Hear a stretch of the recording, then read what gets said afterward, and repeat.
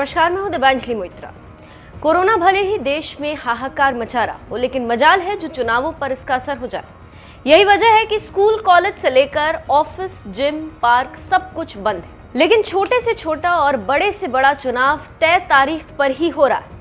अब कोरोना को लेकर उत्तर प्रदेश की स्थिति क्या है, इससे तो आप वाकिफ होंगे, लेकिन यहाँ भी पंचायत चुनाव उसी गर्मजोशी के साथ कराए गए। चुनाव के दौरान हालात ऐसे थे जैसे कि कोरोना जैसा कुछ देश में है ही नहीं। खैर, इस पंचायत चुनाव का खामियाजा अब राज्य चुनाव आयोग को बहुत अच्छे से भुगतना होगा। इलाहाबाद हाईकोर्ट ने साफ पूछा है कि क्यों ना आपको इसके लिए दंडित किया जाए। पूरा मामला आपको विस्तार से बताते हैं। हाल ही में उत्तर प्रदेश में पंचायत चुनाव हुए। महामारी के इस दौर में हुए चुनावों में ड्यूटी कर रहे लगभग 135 शिक्षकों, शिक्षा मित्रों और अनुदेशकों की मौत हो गई।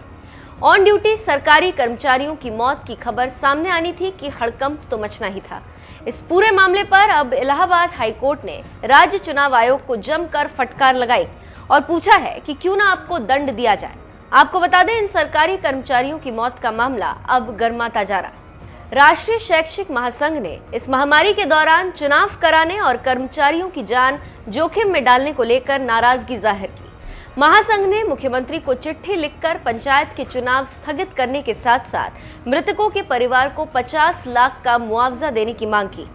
आपकी जानकारी के लिए ये भी बता दें कि ड्यूटी में लगे कर्मचारियों में से 135 की मौत हुई, जबकि 2000 के आसपास कर्मचारी गंभीर रूप से बीमार बताए जा रहे हैं। ये पूरा मामला इलाहाबाद हाईकोर्ट पहुंचा तो कोर्ट ने भी सख्ती दिखाई।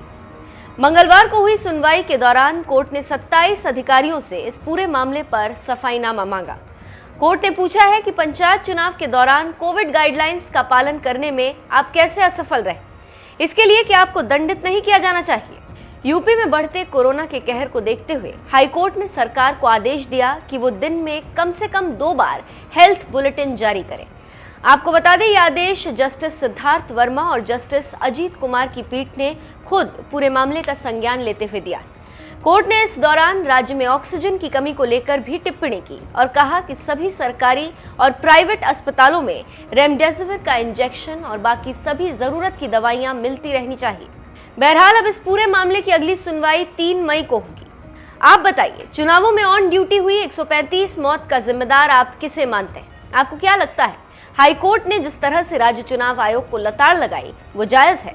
आपकी इस पूरी खबर पर जो भी राय हो, हमें कमेंट करके जरूर बताएं।